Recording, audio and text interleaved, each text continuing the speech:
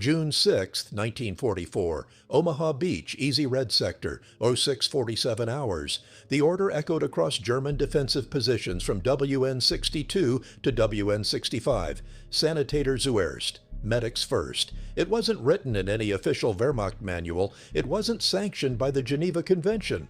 But every MG-42 gunner in the concrete pillboxes overlooking Omaha Beach had received the same tactical directive, refined through 3 years of brutal Eastern Front warfare. Wound one soldier to draw out two. Then kill the medic. The white circles with red crosses painted on their helmets made perfect aiming points at 200 yards. Private First Class Thomas Tommy Jensen didn't know this as he jumped from the Higgins boat into water that had turned the color of rust. He didn't know that the moment Corporal Mike Sullivan's femur shattered from a deliberately placed leg shot, Tommy had become the most valuable target on the entire beach. He didn't know that the German gunner in WN62 had stopped firing at Sullivan not out of mercy, but tactical patience, waiting for the inevitable moment when a white helmet with a red cross would break cover. Sergeant Frank Gallo knew. He'd seen it before, in Sicily, in North Africa. He grabbed Tommy's collar as the young medic instinctively moved toward Sullivan's screams. "It's bait, kid. They're waiting for your goddamn Red Cross." What happened in the next 90 seconds would reveal the most calculated, coldest tactical innovation to emerge from the Eastern Front, a strategy so effective and so morally devastating that even hardened Allied commanders who'd seen every horror of modern warfare would later describe it with a kind of shocked disbelief. This is the story of how the Geneva Convention's most sacred symbol, the Red Cross, became a bullseye, and what happened when 19-year-old Tommy Jensen decided to run toward it anyway. The Death Science. How medics became priority targets. The tactical mathematics were brutally simple, and they'd been calculated in blood across 1,000 miles of Russian steppe. One killed infantryman removes one soldier from battle. One killed medic removes one medic from battle, but also condemns every soldier that medic might have saved in the next hour, the next day, the next week. The psychological mathematics were even more devastating. Watching your medic get shot while trying to reach you breaks something fundamental in unit cohesion. It creates a specific species of despair that no amount of training can fully armor against. The Soviets had discovered this first, in their own savage way. By late 1941, Red Army medics, most of them young women, had begun painting over the red crosses on their helmets and aid bags after German snipers developed a particular proficiency for targeting them.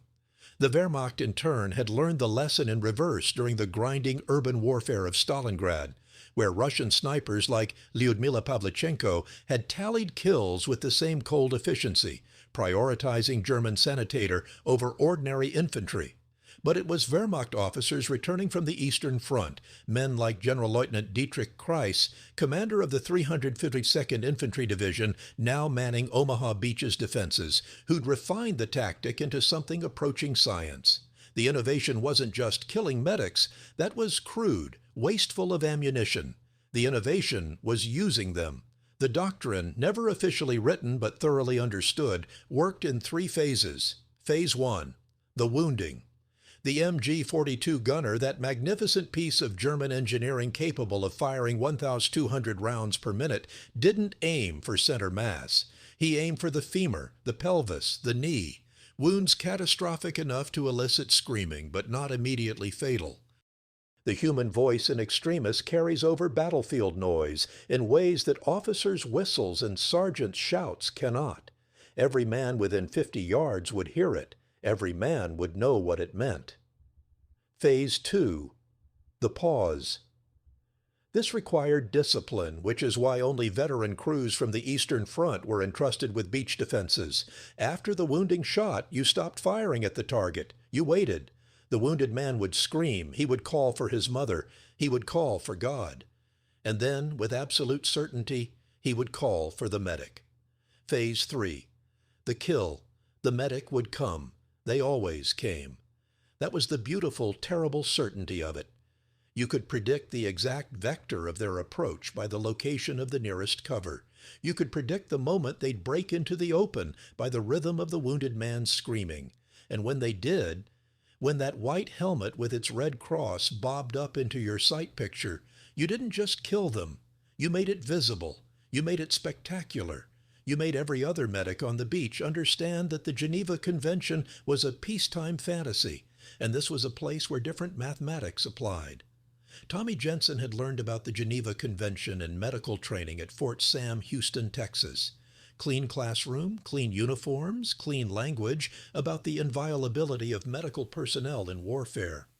The Red Cross, they'd been told, was more than a symbol. It was a ward, a guarantee, a piece of civilization preserved even in the barbarity of war. His Geneva Convention handbook was still in his gear, already soaked through with salt water and blood. The reality was simpler. The Red Cross made you a target. And on Omaha Beach in the first hour of June 6, 1944, being a target meant you were probably going to die. The water temperature was 57 degrees Fahrenheit when Tommy's boots hit it, plunging through 3 feet of surf before finding the rocky bottom. Cold enough to seize your lungs if you went under. Cold enough that the dozens of men floating face down in it might have drowned from shock before they drowned from water in their lungs. The Higgins boat had dropped its ramp 100 yards from shore, much farther than planned, but the Navy coxswain had seen what happened to the boats that went closer. The beach was designated Easy Red, a designation that would become one of history's more bitter ironies. There was nothing easy about it. Tommy's medical bag weighed 40 pounds. Plasma, morphine syrettes, sulfa powder, pressure bandages, tourniquet, surgical scissors, clamps. Everything he needed to hold a man together long enough to get him to a field hospital. Everything that was now pulling him down in water that reached his chest. The noise was the first thing that broke through his shock. Not the Hollywood battlefield noise of dramatic orchestras and clear explosions. This was mechanical, industrial, inhuman. The MG-42s produced a sound somewhere between a chainsaw and ripping canvas, so fast the individual shots blurred into a continuous roar.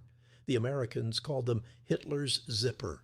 The rate of fire was so high it sounded like cloth tearing, an endless rip that occasionally paused for barrel changes before resuming. Mixed with it, the whistle crack of 80-80 artillery shells, the deeper crump of mortars, the sharp ping of rifle bullets hitting metal obstacles, and underneath it all, the human sounds. Men shouting orders that nobody could hear, men screaming, men calling for their mothers in a dozen different accents from a dozen different American states. Tommy Jensen was from Des Moines, Iowa. He'd been in the Army for 9 months. He'd never seen a man die before today. In the next 10 minutes, he would see 43 men die. He would stop counting after that. The 20-yard sprint from the water's edge to the first cover, a German anti-tank obstacle called a Czech hedgehog, just 3 steel beams welded together, should have taken 10 seconds. It took 45 because you couldn't run. You could only lurch forward, hunched over, the weight of soaked gear and waterlogged uniforms turning every step into an act of defiant physics. Men were falling. Not dramatically, not like the movies. Just suddenly not there anymore. Running one moment down the next with no transition between states. Some got back up, most didn't. Tommy made it to the Hedgehog along with Sergeant Frank Gallo, a 32-year-old from South Boston who'd been in North Africa and Sicily, and 7 other men from their boat team. There had been 33 men on the Higgins boat when the ramp dropped. Stay low, don't bunch up, move to the seawall. The seawall was 200 yards up the beach, a wooden and stone barrier that offered cover from direct fire. It might as well have been 200 miles. Between here and there was open sand, swept by overlapping fields of fire from 5 German strongpoints built into the bluffs. This was when Corporal Mike Sullivan stood up. "Sullivan, get your ass!" The bullet hit him before Gallo could finish the sentence. Not in the chest, not in the head. In the right leg, just above the knee, shattering the femur into fragments. Sullivan went down, but he didn't die. That was the problem. The scream that came out of him was purely animal, the sound a human body makes when it encounters a level of pain that transcends all social training and military discipline. It was the kind of scream that reached something primal in every man who heard it, bypassing the rational brain to trigger instincts millions of years old. Medic! Jesus Christ, medic! Tommy moved. Purely reflex, 4 months of training overriding thought. His hands were already reaching for his bag before his conscious mind registered the action. Sergeant Gallo's fist closed on his collar like a steel trap. "Hold it, Jensen." "But he's hit, Sergeant." Tommy could see Sullivan clearly, maybe 30 yards away, writhing in the sand. The corporal's hands were clutching his leg, blood pumping between his fingers with each heartbeat. Arterial blood, bright red, too much of it. "It's bait, kid." Gallo's voice was right in Tommy's ear, shouting to be heard over the machine gun fire. "Can't you see? They aim for the legs on purpose. They know you'll come. They're waiting for your goddamn Red Cross." For the first time, Tommy looked at the situation instead of just reacting to it. Sullivan was lying in open sand, no cover within 10 yards. The machine gun that had shot him, Tommy could see the position now, a concrete pillbox about 2/3 of the way up the bluff, maybe 200 yards distant, had stopped firing at him. The muzzle flash had been constant for the last 2 minutes, tracking left and right across the beach. Now it was silent. Not silent because the gun had jammed. Not silent because the crew was changing barrels. Silent because they were waiting. 3 other wounded men lay in the same general area, all screaming, all clutching leg wounds. None of them were being shot at anymore. The gun was traversing slowly, methodically, covering the space around the wounded men, covering the approach routes, covering the vectors a medic would use. "They're hunting us," Tommy heard himself say. "Now you're getting it." Sullivan screamed again. "Don't leave me! Please! Medic!" Every fiber of Tommy's training, every instinct that had drawn him to become a medic rather than an infantryman, every moral conviction that made him volunteer for this instead of waiting to be drafted, all of it demanded he go. The wounded called, and you answered. That was the covenant. That was the entire meaning of the Red Cross on his helmet. But Gallo's hand was still on his collar, and Gallo had been in combat before, and Gallo's voice had the weight of experience that Tommy's training didn't. "Listen to me very carefully, kid. You see that pillbox? There's a gunner in there who's good at his job. Eastern Front veteran, probably. He's killed 15, 20 guys this morning, easy. But you know what he's really hunting? You. He wants you more than any 10 infantry. You know why?" Tommy shook his head. "Because every time a medic gets killed, especially early, visibly, in a way everyone can see, it breaks something. Men start thinking twice before calling for help. Men start thinking the wounded are already dead. Men start saving themselves instead of their buddies. That gun crew up there, they're not trying to kill Sullivan. They already did that. He just doesn't know it yet. They're trying to kill you and use Sullivan to do it. He can't stay out there, Sarge. He's not going to make it anyway. That femoral artery pumping like that? He's got maybe 5 minutes, less if he keeps thrashing around. You go out there, you die, and then nobody saves anybody." The tactical logic was perfect. The mathematical logic was flawless. Everything Gallo said was probably true. Tommy Jensen looked at Sullivan, watched him trying to crawl toward cover using his arms, his shattered leg dragging behind him, leaving a red smear in the sand. He looked at the other wounded men, sprawled in similar positions, all of them bait, all of them screaming. He looked at Sergeant Gallo's face, saw something there that might have been shame, or might have been just exhaustion with the entire human condition. Then he looked at his medical bag, at the Red Cross painted on the canvas, now splattered with sand and salt water. "Cover me as best you can," Tommy said. He didn't wait for permission. He didn't wait for covering fire. He just moved, breaking from behind the Czech hedgehog in a low sprint toward Corporal Mike Sullivan, who had stopped screaming and started praying, which somehow was worse. The distance from the Czech hedgehog to Mike Sullivan was 32 yards.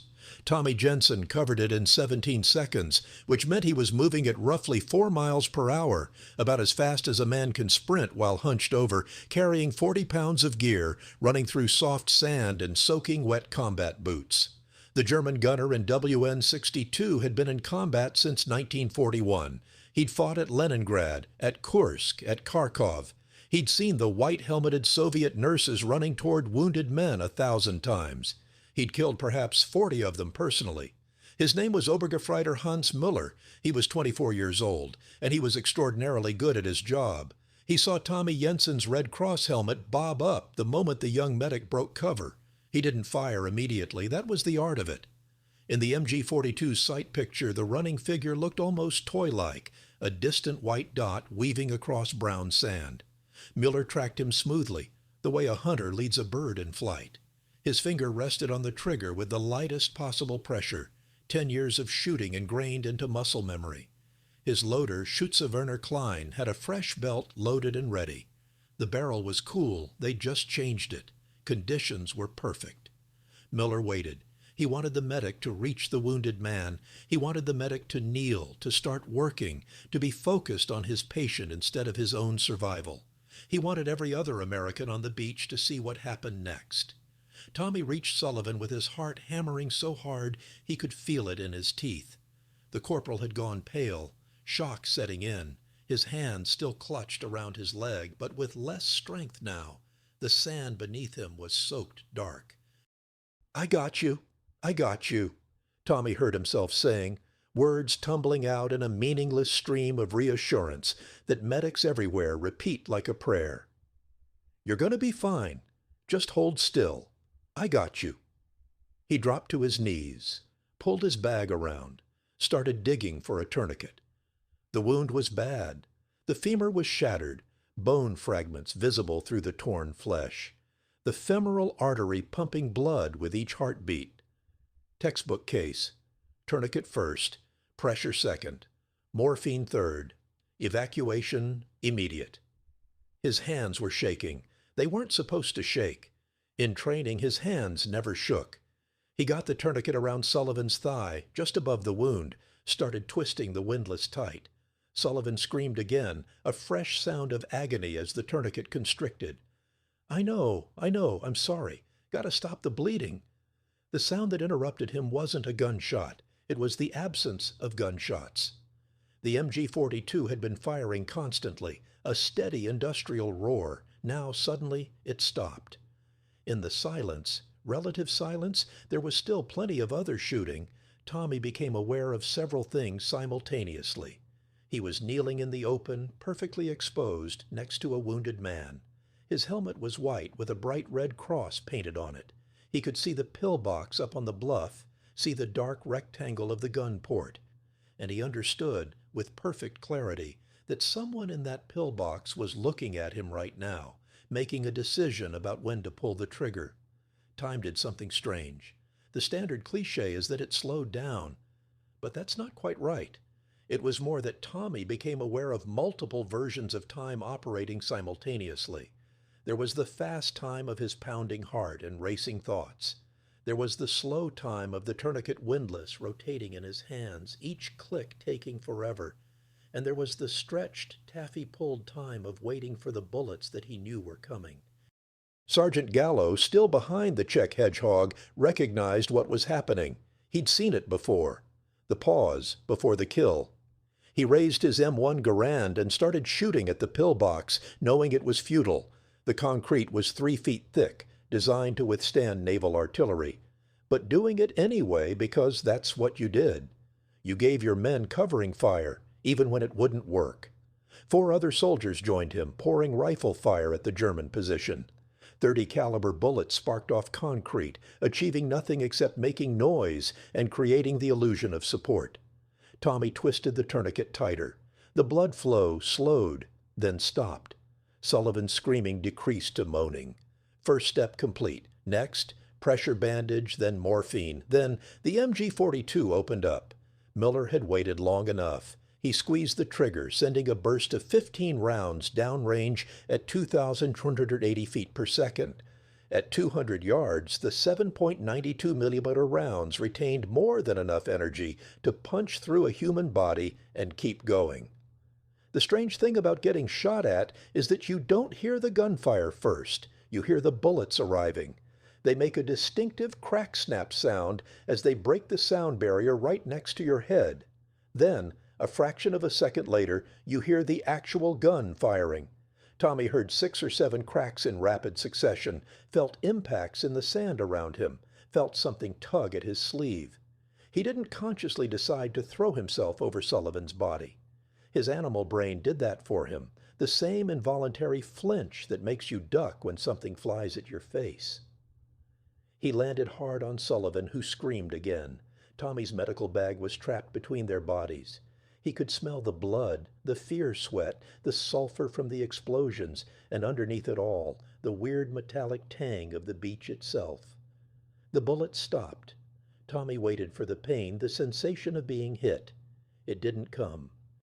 He did a mental inventory. Arms, legs, chest, head, everything seemed to be attached and functional. He looked at his left arm, where he'd felt the tug. His sleeve was torn, a 3-inch rip right through the fabric. The bullet had missed his actual arm by perhaps an inch. Sullivan was making a sound that might have been laughing or crying, or both. "Jesus Christ, Doc! Jesus Christ!"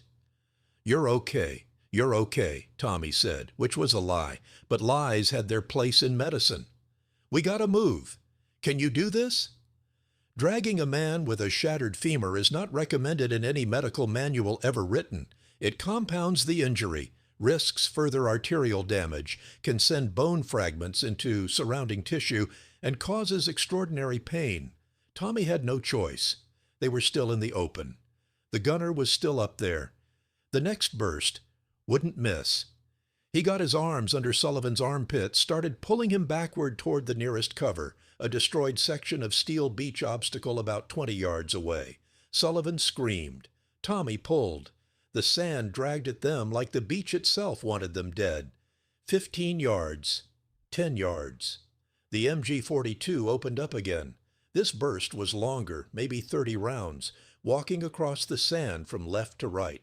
Tommy watched the impacts march toward them like invisible footsteps, throwing up little spouts of sand. He pulled harder, his boots slipping, his back screaming. Sullivan's dead weight feeling like it was going to tear his arms from their sockets. 5 yards. The bullets found them. Not Tommy, not Sullivan, but Tommy's medical bag. 3 rounds punched through it, shredding canvas, destroying supplies. Tommy heard bottles breaking, felt liquid soak through his pants. Plasma, probably, or morphine, or both. 4 months of medical training reduced to trash in half a second. 2 yards. They reached the obstacle, just a piece of twisted steel, but it was something. And Tommy collapsed behind it, his lungs burning, his arms shaking with exhaustion. Sullivan was still conscious, still moaning, still alive. Tommy looked at his medical bag. 2 of the 3 compartments were destroyed, contents ruined. He still had some bandages, a few morphine syrettes, some sulfa powder. Enough to do something, maybe. He also had, by his rough count, 43 men between here and the seawall who were wounded and screaming for a medic. And every German gunner on the beach now knew exactly what he was trying to do. The German defensive position designated Widerstands Nest 62, Resistance Nest 62, was not a bunker or a pillbox in the casual sense of those words. It was a fortress, a masterpiece of military engineering that represented the culmination of 3 years of Wehrmacht experience in defensive warfare.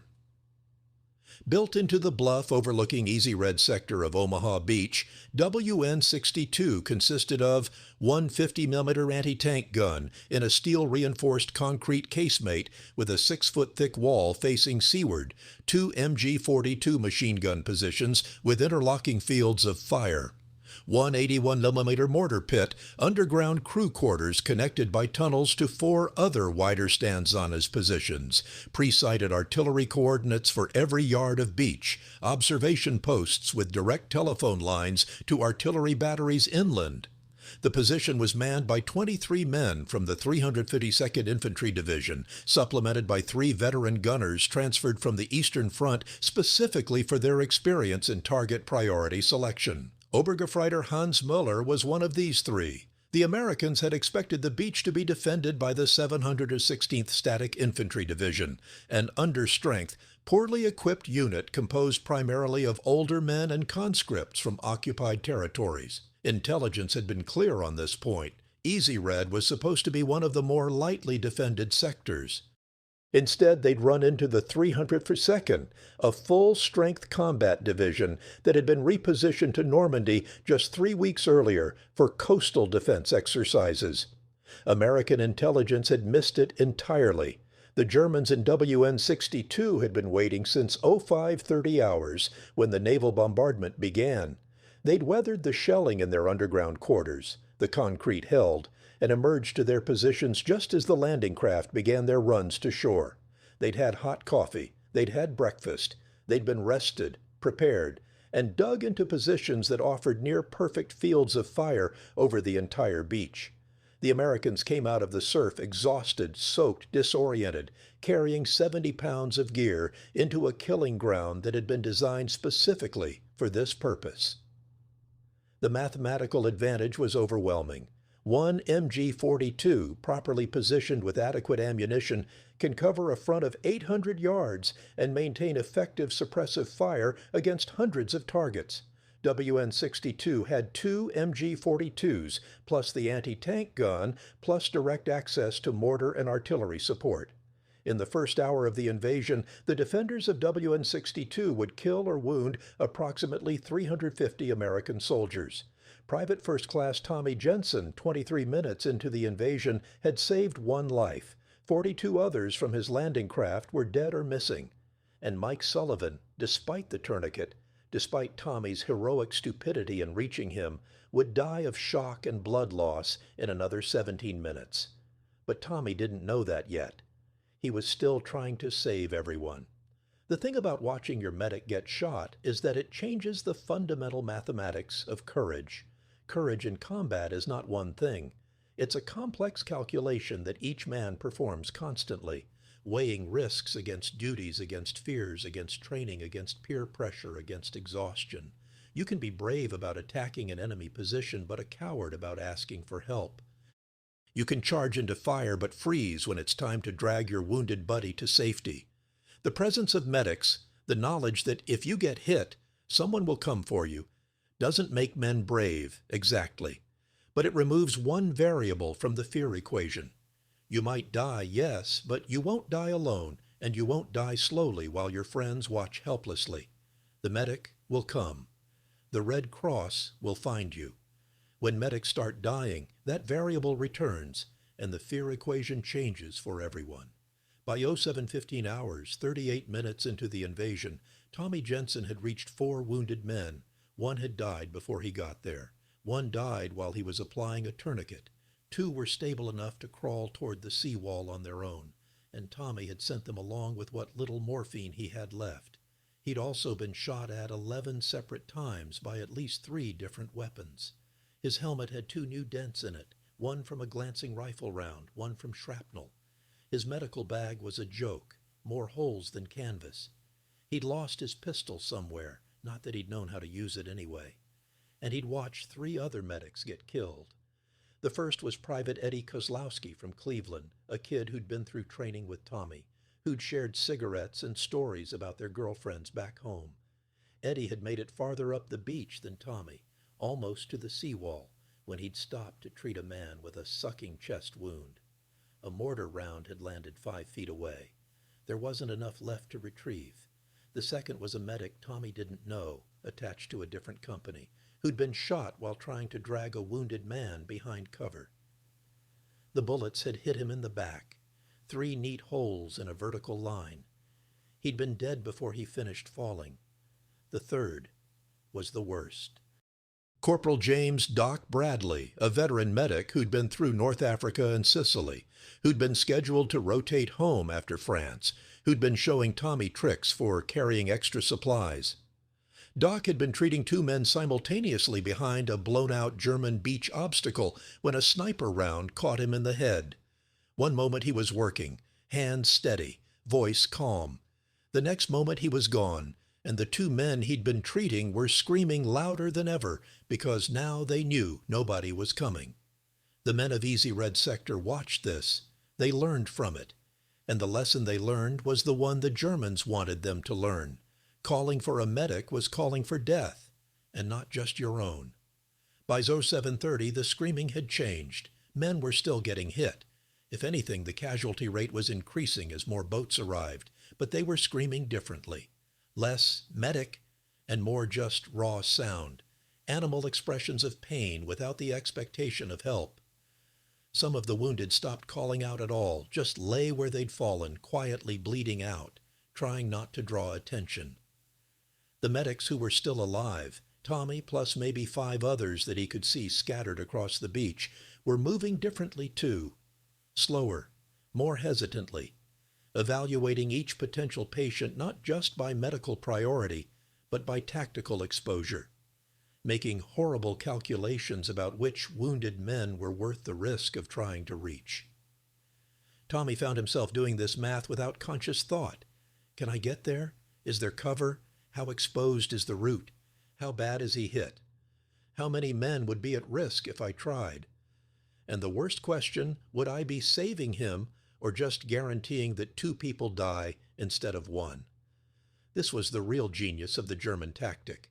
Not just killing medics, that was crude, but training the medics to kill themselves through their own sense of duty, forcing them to choose between their mission and their survival, then destroying their moral certainty regardless of which choice they made. If you went, you probably died. If you didn't go, you betrayed everything the Red Cross was supposed to mean. Either way, you lost. By WW2 hours, Tommy had made it to the seawall.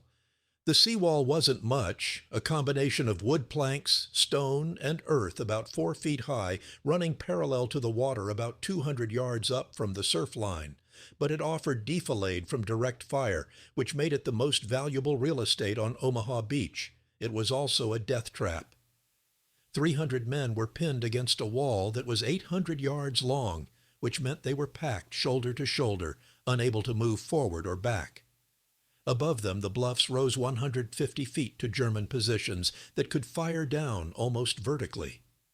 Ahead of them, the only exits off the beach were 5 narrow draws, natural gullies through the bluffs, each blocked by concrete walls, barbed wire, minefields, and pre-sighted machine gun positions. The plan had called for engineers to blow these obstacles in the first 15 minutes. Most of the engineers were dead, their explosives detonated by German fire or lost in the water. The infantry was supposed to suppress the German positions while the engineers worked. Instead, the infantry was trapped behind the seawall, unable to advance, taking casualties from plunging fire and mortars that could reach them even in defilade. The beach wasn't a battlefield. It was a shooting gallery, and the Americans were the targets. Tommy collapsed against the wall next to a lieutenant he didn't recognize. The officer's left hand was wrapped in a bloody bandage, his own work, Tommy guessed, and he was trying to use a radio that was clearly waterlogged and non-functional. "Medic here," Tommy said unnecessarily. His helmet made it obvious. The lieutenant looked at him with eyes that had seen too much in too short a time. "We need you down the wall. 20, 30 wounded. Some bad. I'm out of supplies. Then improvise. That's what we're all doing." Tommy wanted to say something about the impossibility of treating traumatic injuries without supplies, about triage protocols, about his responsibility to prioritize salvageable cases. Instead, he just nodded and started moving down the wall, hunched low to avoid the occasional sniper round that cracked overhead. The wounded were everywhere. Some were being treated by their buddies, infantrymen doing their best with the basic first aid they'd been taught. Some were self-treating, fumbling with their own medical kits with hands that shook. Some were just sitting, staring at nothing, going into shock despite their wounds being relatively minor. Tommy stopped at each one, doing what he could. A man with a shrapnel wound in his shoulder. Apply pressure. Pack it with sand if you have to. Drink water if you have any. A man with a sucking chest wound. Seal it with the cellophane from a cigarette pack. Turn him on his wounded side. Hope he makes it to an aid station. A man with his hand blown off. Tourniquet, elevation, morphine from his own kit since Tommy was out. He worked mechanically, trying not to think about how inadequate it all was. At 8:23, a shell landed 10 yards from Tommy's position. It killed 3 men instantly and wounded 4 more. One of the newly wounded was screaming, a piece of shrapnel protruding from his abdomen. Tommy reached him in seconds, already knowing there was nothing useful he could do. You don't treat penetrating abdominal wounds on a beach under fire with no supplies and no hope of evacuation. He gave the man morphine anyway, someone else's morphine, scrounged from a dead soldier's kit, and held his hand while he died. This, Tommy was discovering, was also part of being a medic. Sometimes all you could offer was the knowledge that someone stayed, someone witnessed, someone cared enough not to let you die alone. The man's name was Private Robert Morrison from Philadelphia. He was 22 years old. He took 9 minutes to die. Tommy held his hand the entire time. When it was over, Tommy stood up, looked at the blood on his hands, Morrison's blood, Sullivan's blood, the blood of a dozen men whose names he didn't know, and felt something break inside him that he didn't have words for yet. The invasion was failing. By 09:12 hours, V Corps Commander General Leonard Jarrow was receiving reports that made him consider abandoning Omaha Beach entirely and diverting follow-up waves to Utah or the British sectors. Of the 34,000 men planned for landing on Omaha, barely 2,000 had made it off the beach. Casualties were approaching 40% in some units. No objectives had been taken. The Germans still controlled all high ground. Destroyer USS McCook, operating close to shore in violation of safety protocols, radioed that, from their position, the beach appeared to be a complete disaster, bodies everywhere, no apparent organization, no progress inland. What General Garrow didn't know, what nobody in command knew yet, was that the invasion was being saved by men like Tommy Jensen, who had no idea they were saving anything. They were just trying to survive the next 5 minutes.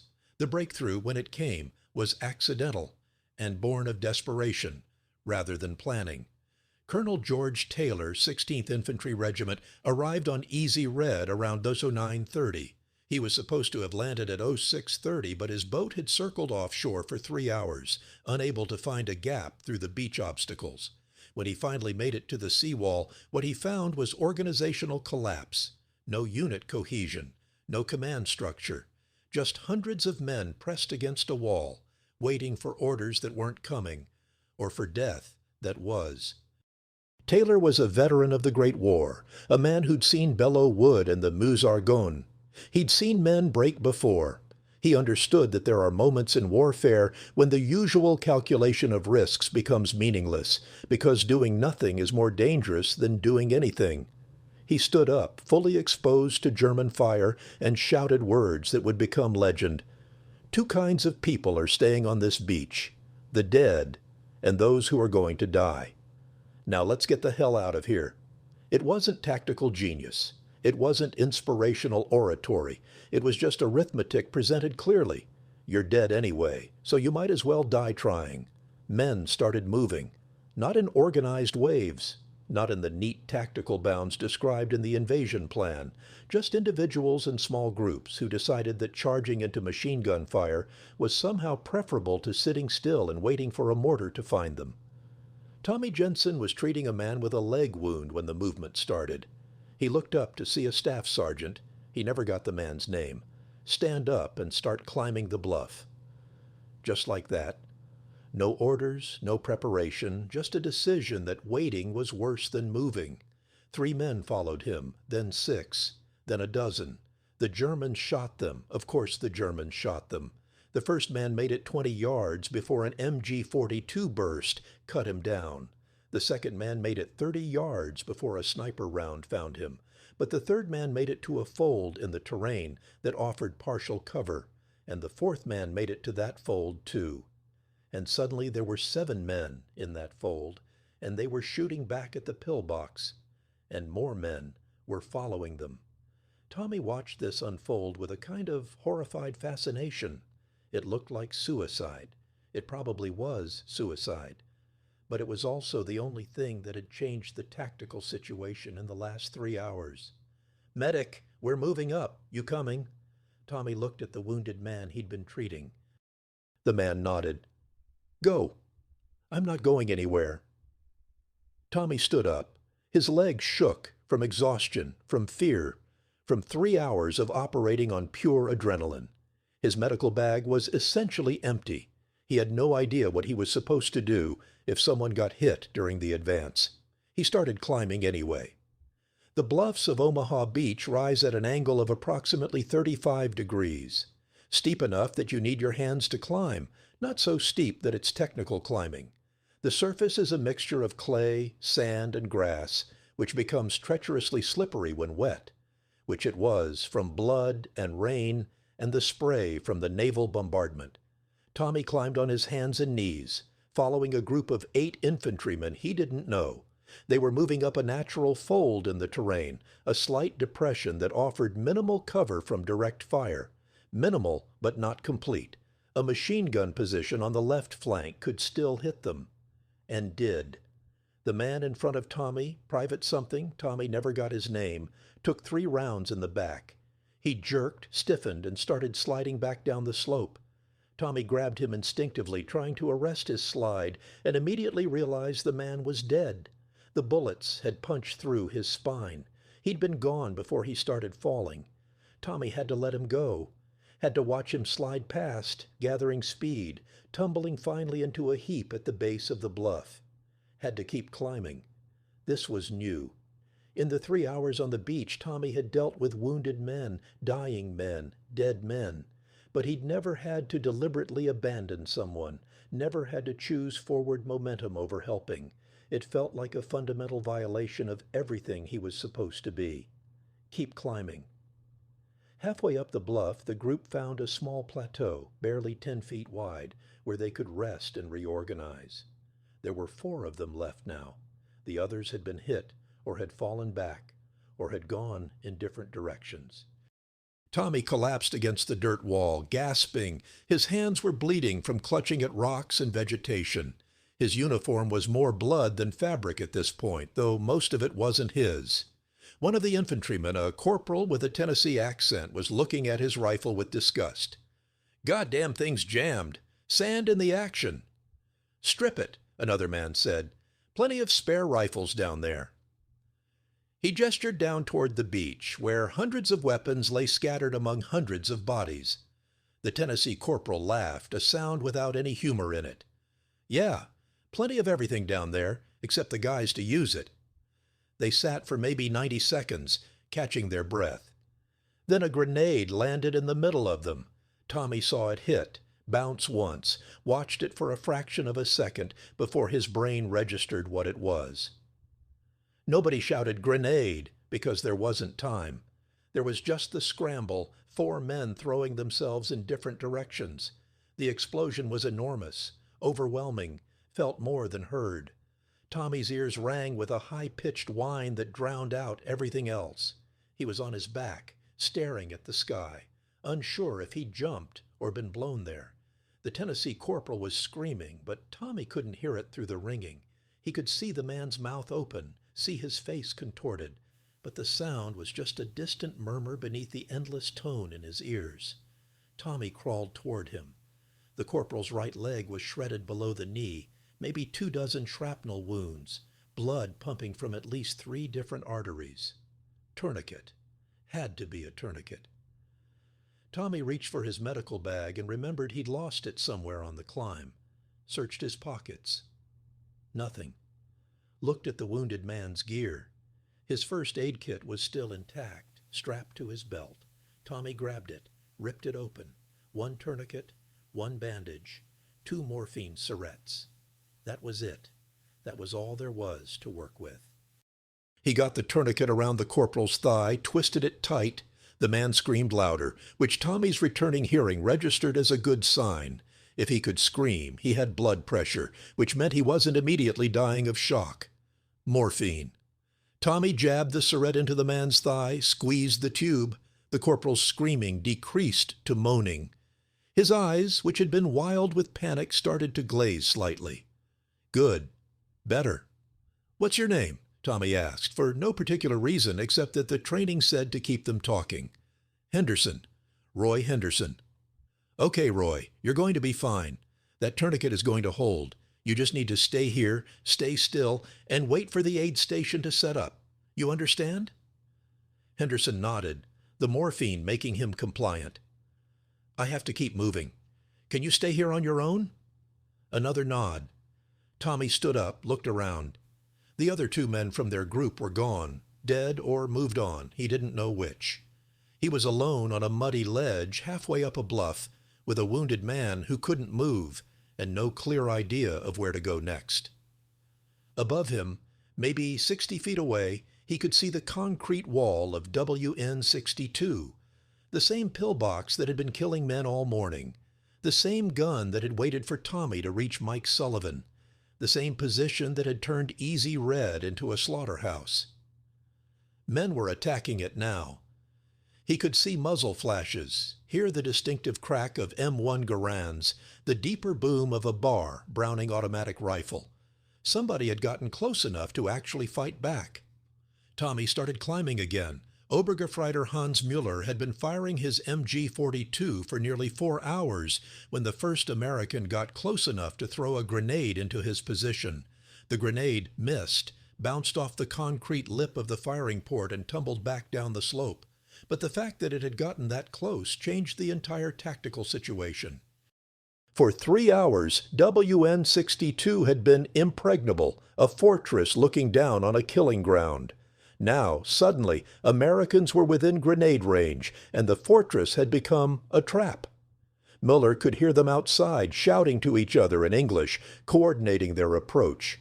He could hear boots scraping on concrete, the metallic click of rifles being reloaded. The Americans had gotten past the barbed wire, past the minefields, or through them. He'd heard several mines detonate, past the machine gun positions that were supposed to stop anyone from getting this close. His loader, Werner Klein, was dead. A stray rifle round through the firing port, 1 in 1,000 chance, had caught him in the throat 20 minutes ago. He'd bled out in under a minute, and Mueller had pushed his body aside and kept firing because that was the job.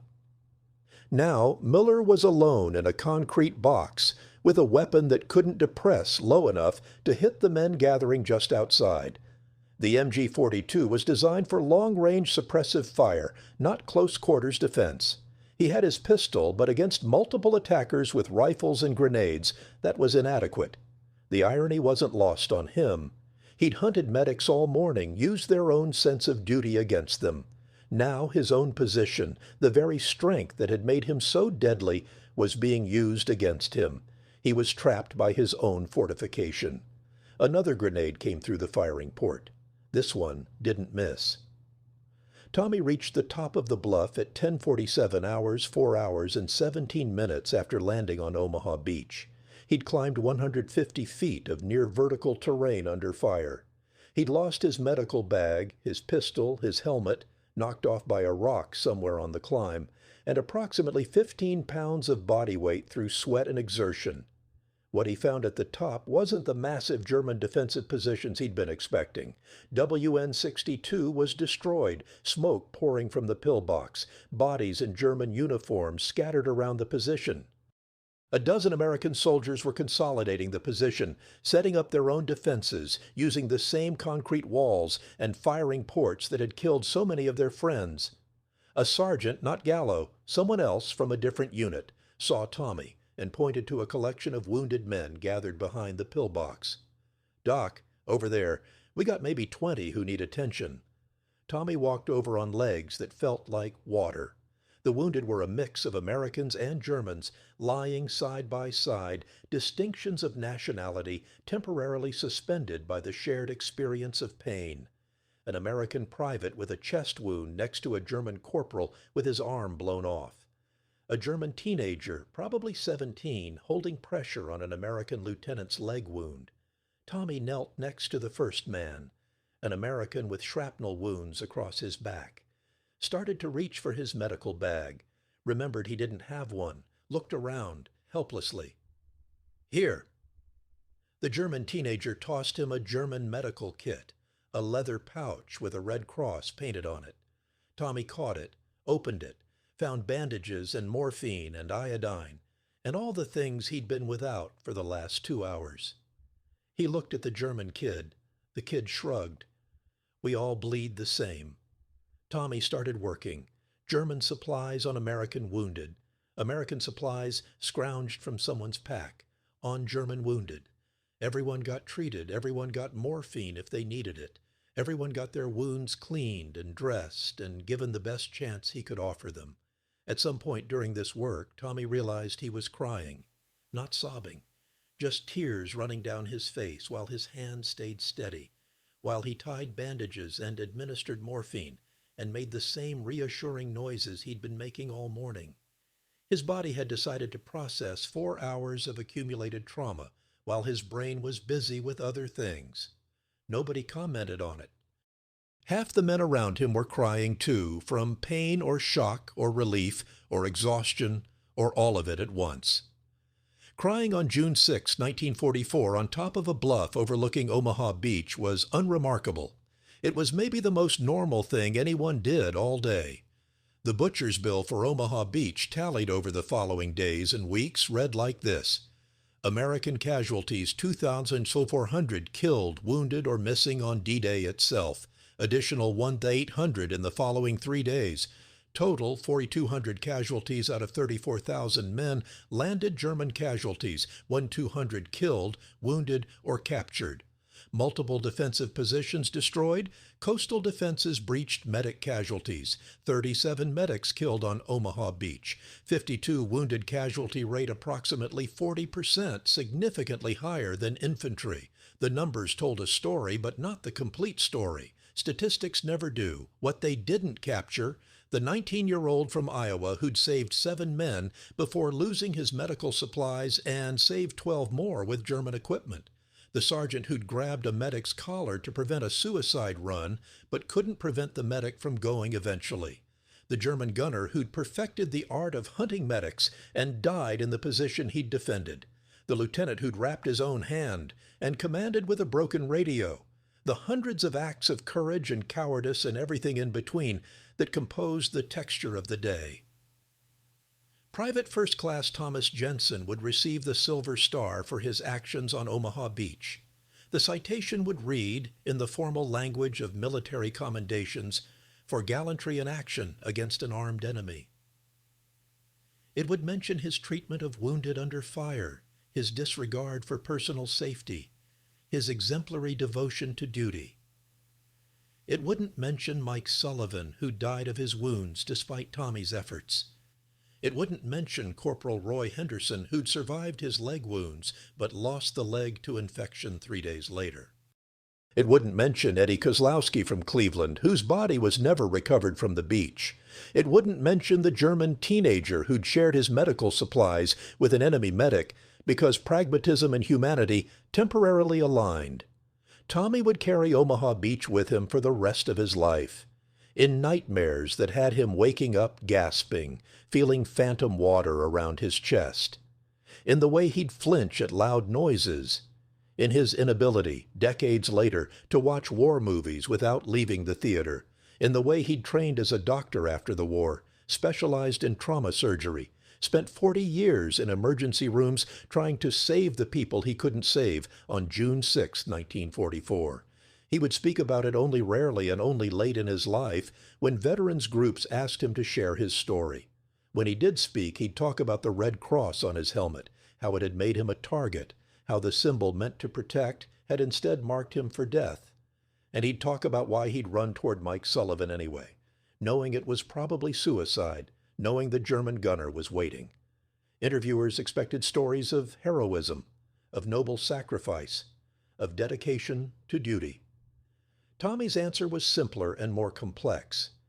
I couldn't not go, that's all. I just couldn't not go. The deliberate targeting of medics didn't originate in the concrete pillboxes of Normandy. It came from the east, from the vast killing grounds of the Russo-German War, where both sides had systematically abandoned anything resembling rules of warfare and replaced them with pure mathematics of survival. The Soviet Union had militarized medicine in ways no other nation had. By 1943, the Red Army had over 200,000 frontline medics, Sanitarka, of whom nearly 60% were women. Young women, often teenagers, who ran toward gunfire with the same Red Cross insignia that marked them as non-combatants under international law. The Germans shot them anyway. Soviet medics learned to remove their Red Cross armbands. German snipers learned to identify them anyway, by the medical bags, by the way they moved, by the fact that wounded men called for them. The targeting became systematic, part of standard sniper doctrine. Kill the medic first if possible. The wounded soldier might survive. The 15 soldiers that medic would have saved over the next week won't. The Soviets reciprocated. Lyudmila Pavlichenko, one of the most successful snipers in history with 309 confirmed kills, explicitly prioritized German medics and officers. In her memoir, she described the tactical logic with chilling clarity. A dead officer disrupts command. A dead medic disrupts morale and creates 15 corpses instead of one. By 1943, on the Eastern Front, the Geneva Convention was a joke, a pre-war fantasy that bore no relationship to the industrial-scale slaughter of modern warfare. Both sides had learned that total war meant targeting everything that kept the enemy functioning: supply lines, communications, command structures, and yes, medical personnel. The veterans who'd survived the Eastern Front and been transferred to coastal defense in France, men like Obergefreiter Hans Müller, brought this knowledge with them. They'd seen what worked in the infinite meat grinder of the East. They knew that psychological warfare was as important as accurate shooting. They knew that making men afraid to call for help was worth more than killing a dozen infantry. The Americans hadn't learned this yet. American military doctrine still maintained the fiction that medics were protected, that the Red Cross meant something, that even in the barbarity of war, some rules held. Omaha Beach was where American medics learned what Soviet and German medics already knew. The Red Cross makes you a target, and honor in warfare is a luxury that exists only when nobody's dying. In the weeks following D-Day, American military doctrine regarding combat medics underwent rapid, informal evolution. Official policy didn't change. Medics were still supposed to wear the Red Cross insignia, were still protected under the Geneva Convention, were still non-combatants who carried only defensive weapons. Reality on the ground was different. By July 1944, most medics in combat zones had developed their own protocols. Red Cross armbands removed or covered during active combat, medical bags carried in nondescript covers, helmets painted over or swapped with regular infantry helmets, some medics carrying rifles despite regulations, reasoning that a dead medic helps nobody. The brass looked the other way. Nobody wanted to officially acknowledge that American medics were violating the Geneva Convention, but nobody wanted to order them to die for the sake of international law either. The compromise was studied ignorance. Don't ask, don't tell, 1940s version.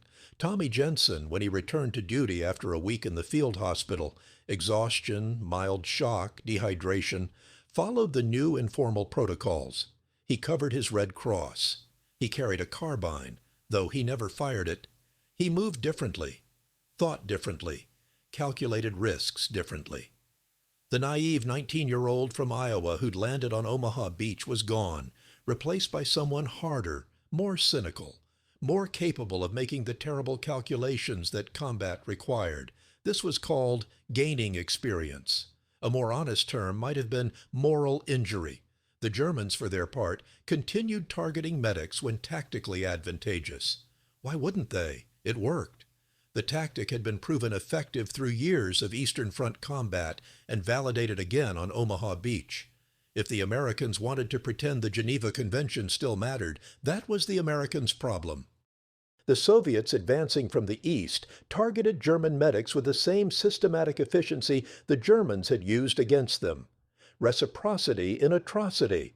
The British, with their longer history of imperial warfare and fewer illusions about rules in combat, had already adopted informal protocols similar to what the Americans were developing.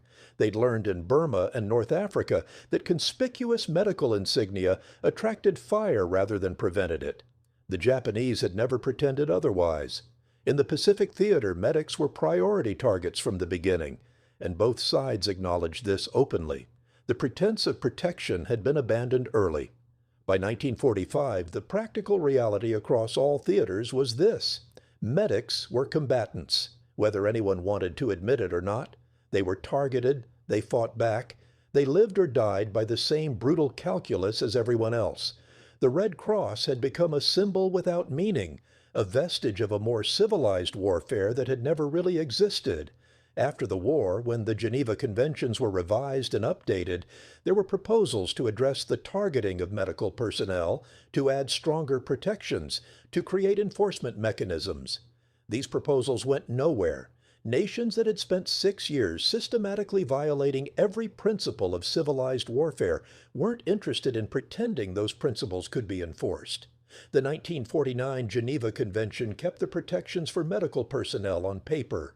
In practice, every military trained their medics with the understanding that those protections were theoretical at best.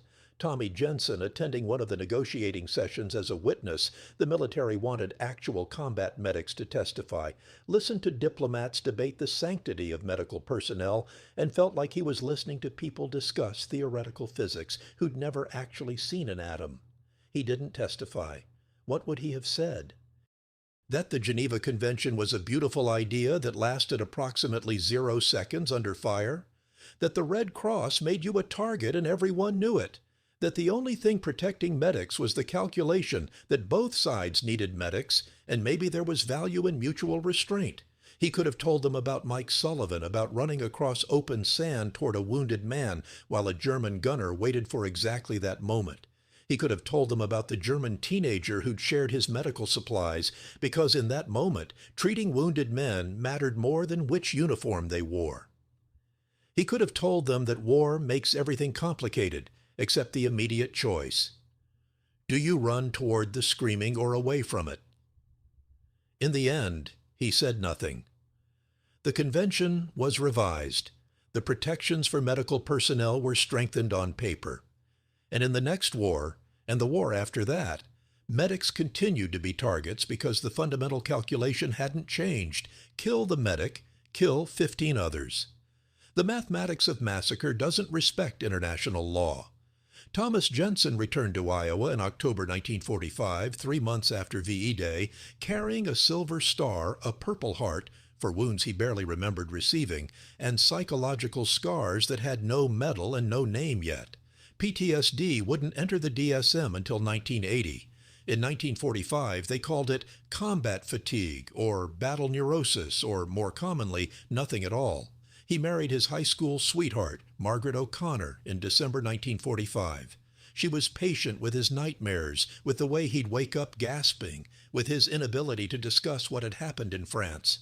Most wives of veterans were patient in the same way. It was expected. He enrolled in college on the GI Bill, studying pre-med at the University of Iowa. His advisors tried to steer him toward general practice, something peaceful in a small town. Tommy insisted on trauma surgery. He needed to finish what he'd started on Omaha Beach, not the specific men he'd treated there, but the abstract project of saving people who were dying from traumatic injuries. Medical school, internship, residency, fellowship. He became one of the country's first board-certified trauma surgeons, specializing in emergency medicine. Spent 40 years in emergency rooms in Des Moines, then Chicago, then back to Des Moines. Treated tens of thousands of patients. Saved most of them. Never quite saved Mike Sullivan, though, or Eddie Kozlowski, or the man whose name he never learned, the one who'd taken 3 rounds in the back climbing the bluff, or any of the 43 men from his landing craft who died in the first hour. Margaret understood this eventually. Understood that her husband was treating 30-year-old injuries in the bodies of strangers, performing surgery on ghosts.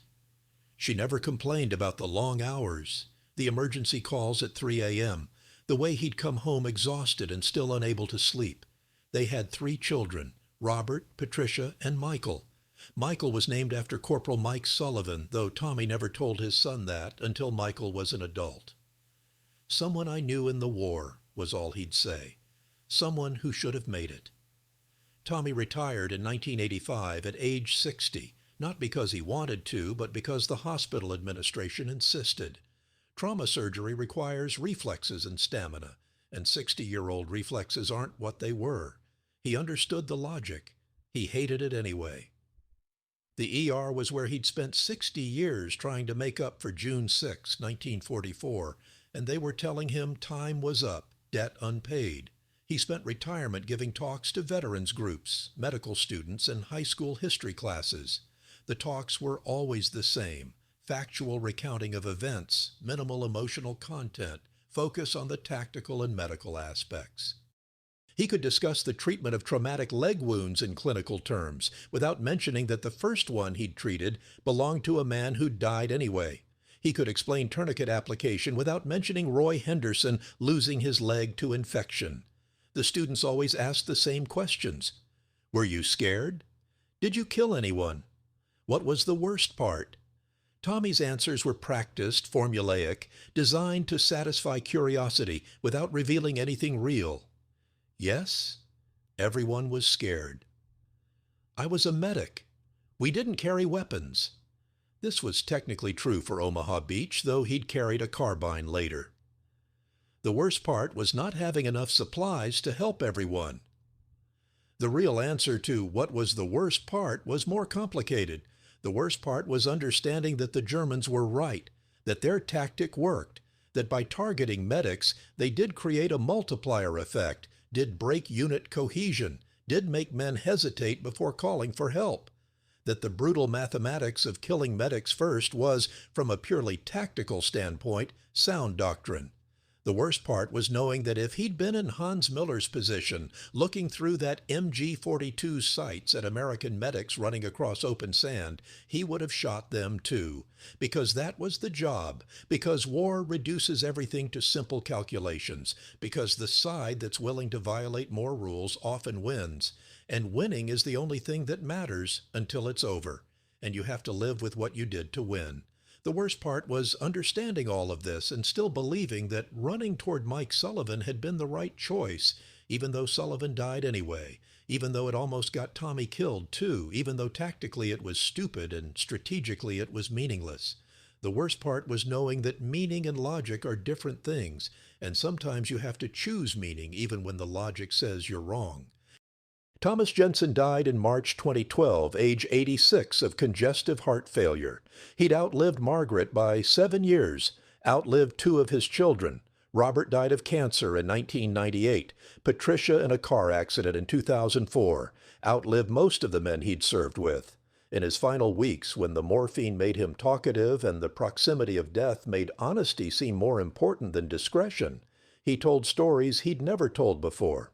He told his son Michael about the real Corporal Mike Sullivan, about holding a tourniquet while watching a German gunner wait for the perfect moment to fire, about the sound Sullivan made when he died, 45 minutes after Tommy had reached him, a sound that wasn't words or screams, but just the body recognizing that it was done.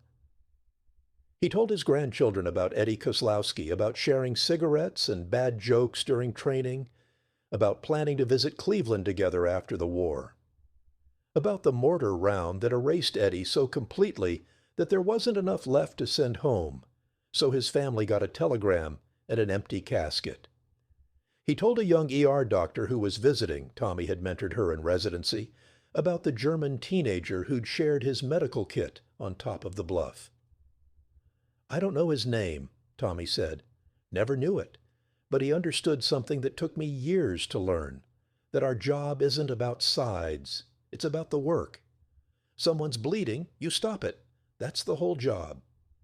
He told a visiting veteran, a medic from Vietnam, about the Red Cross on his helmet, about how it had made him a target, about running toward Mike Sullivan knowing he was probably going to die.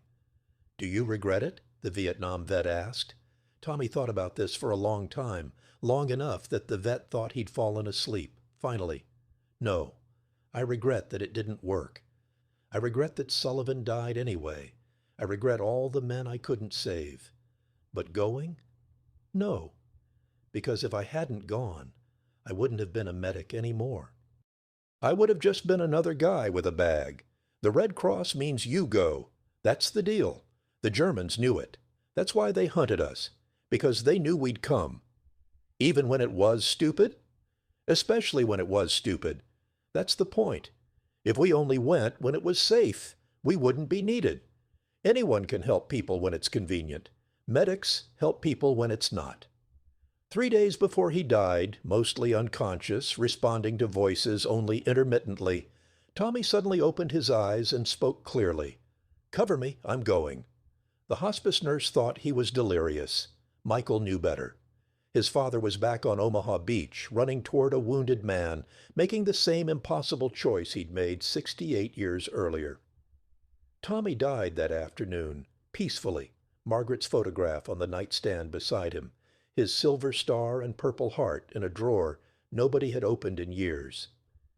His obituary in the Des Moines Register mentioned his service in World War II, his career as a trauma surgeon, his family. It didn't mention Omaha Beach specifically. It didn't mention the Red Cross that had made him a target. It didn't mention the 73 years he'd spent trying to save Mike Sullivan. At his funeral, Michael read a letter his father had written decades earlier, but never sent, addressed to no one in particular.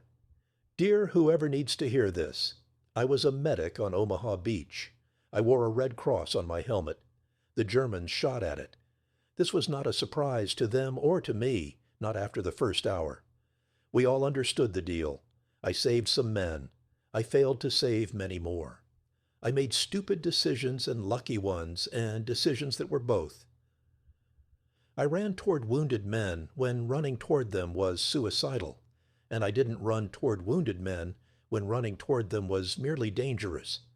And I never figured out a system for deciding which was which. What I learned.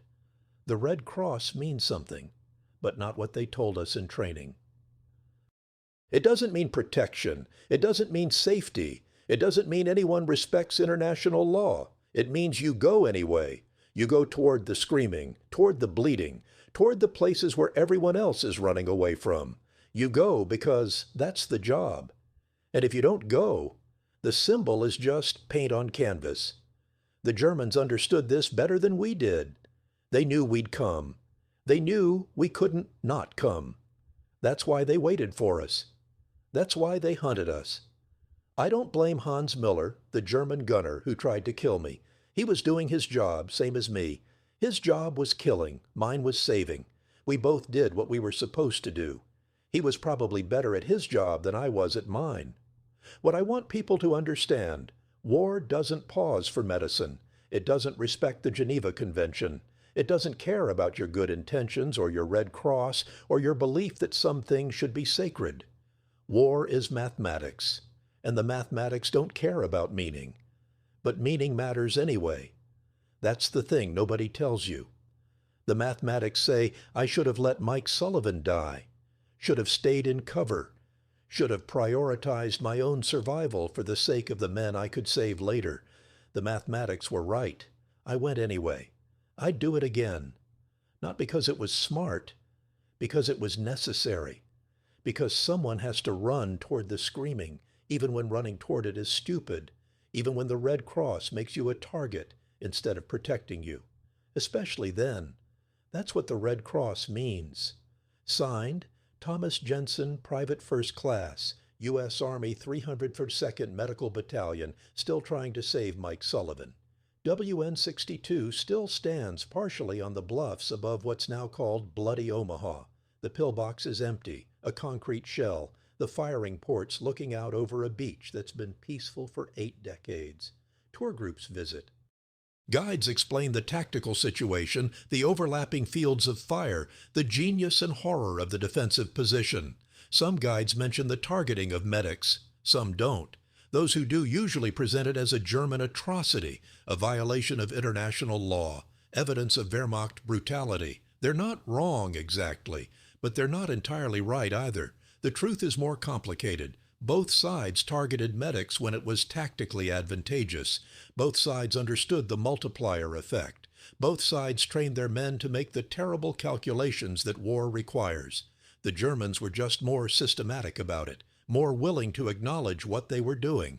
The Americans learned. By Italy, by Normandy plus E30, by the Bulge, American soldiers understood that the Red Cross was sometimes protection and sometimes a target, depending on who was shooting and what the tactical situation demanded. Medics adapted. They covered their insignia. They moved differently. They learned to calculate risks the way their enemies did. This is usually framed as loss of innocence, as American idealism confronting European cynicism. Maybe. Or maybe it's just what happens when the mathematics of war collide with the meaning of symbols, and you have to choose which one matters more. Tommy Jensen chose meaning. So did thousands of other medics on all sides throughout the war. They wore the Red Cross knowing it made them targets. They ran toward wounded men knowing the risks. They violated the tactical logic in service of something the logic couldn't calculate. Were they right to do so? The mathematics say no. History says yes. The truth, as usual, lives somewhere in the uncomfortable space between. On June 6, 1944, at 06:47 hours, a 19-year-old from Iowa with a Red Cross on his helmet ran toward a wounded man while a German gunner waited for exactly that moment. It was stupid. It was necessary. It was both. That's what the Red Cross means. That's what it's always meant. The rest is just mathematics.